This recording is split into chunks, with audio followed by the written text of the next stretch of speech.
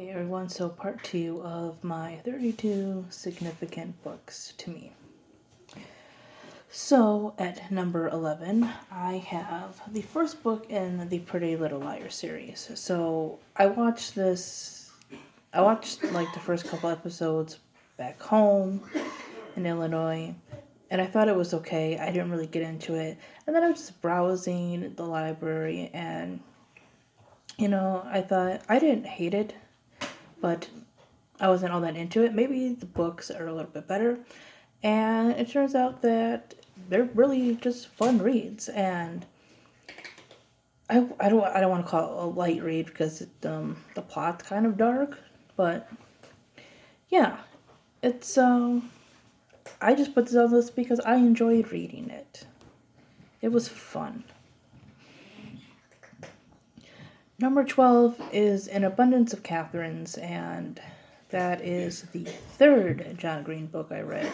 And it may be an unpopular opinion because I know a lot of people actually dislike this book, and I can see why in a lot of ways. I wish the road trip was longer. I wish there was a little bit more adventure, but I found this book funny and light, and it's a good book to read like you're feeling down.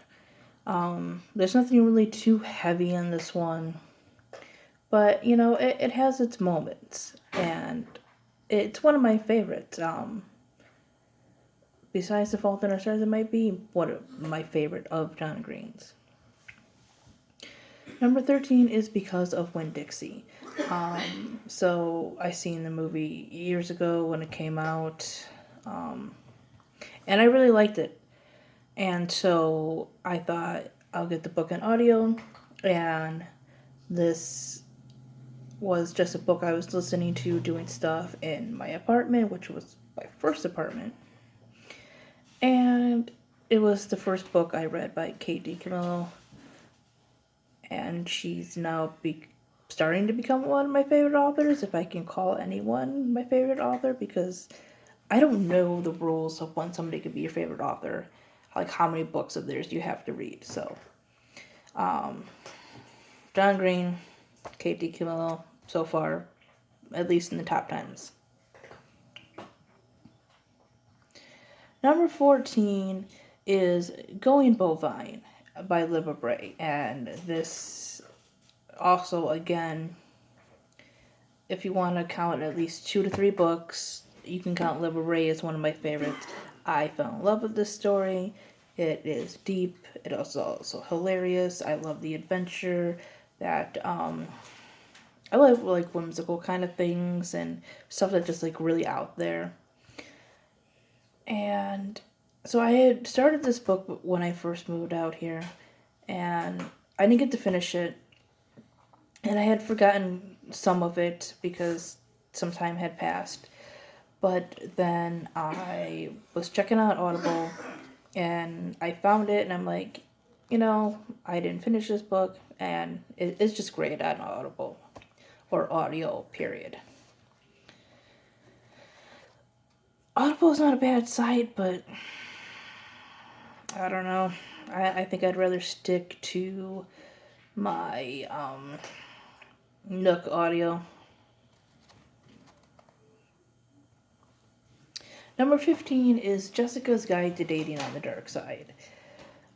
So I received this as a Christmas present because, people knew I was kind of into more spookier stuff here and there.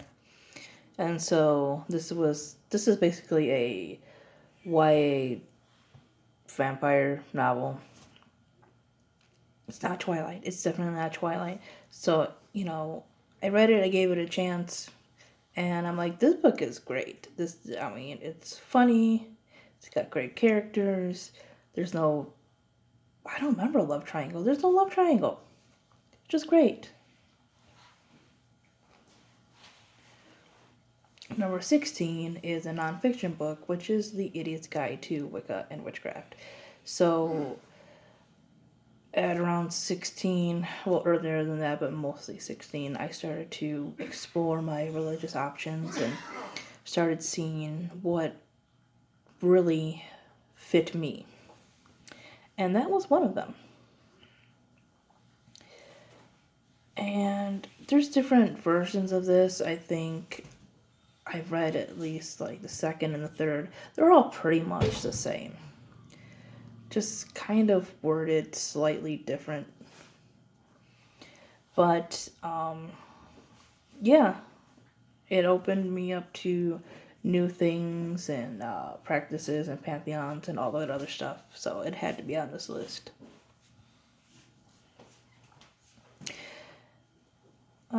Where are we at?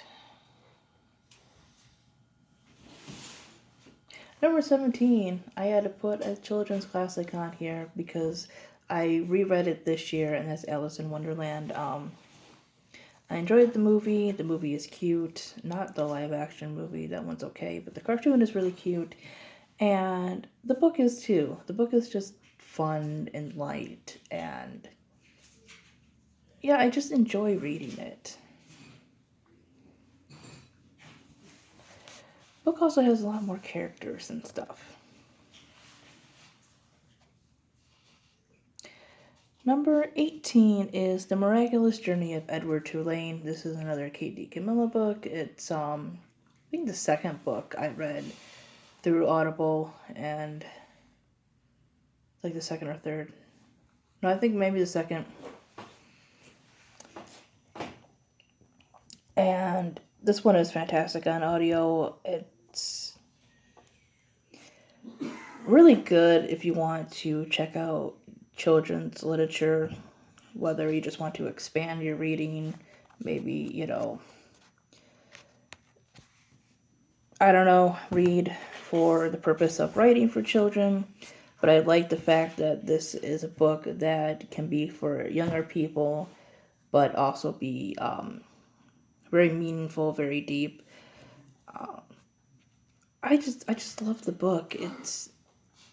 It's one of the books that incidentally became one of my favorites, and I would love to get like a hard copy and also read it because the audio was fantastic. It's one of those books that feels like you can read it over and over again, despite the fact that it'll kind of make you cry. Number 19 is Beauty Queens, and I read this through CD audio that I had gotten from the library. This is also Libra and she herself actually reads the audio.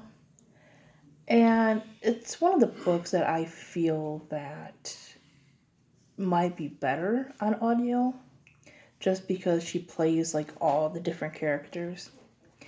And it's just a book that I enjoyed reading or listening to, whichever you prefer to say.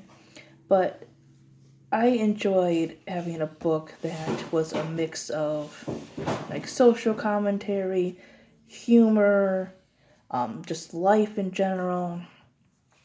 And, I like books that just really capture me from the beginning, that either can make me laugh, make me cry, and really just keep me thinking. And it was a book that when I had to stop, I had to find a way to finish it.